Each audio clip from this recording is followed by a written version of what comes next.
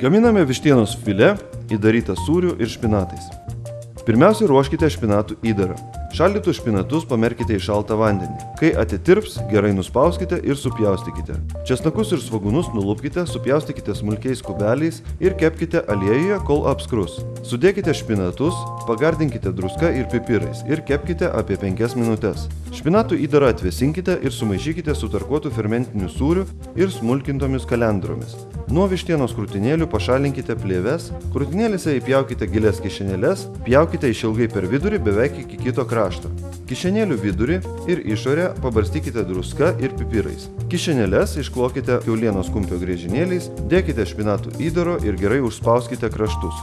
Įdarytą vištieną palikite 20 minučių šaldytuve. Tada vištieną pavoliokite miltuose, pamirkykite kiaušinio plakinyje ir apvoliokite džiūvėsėliais.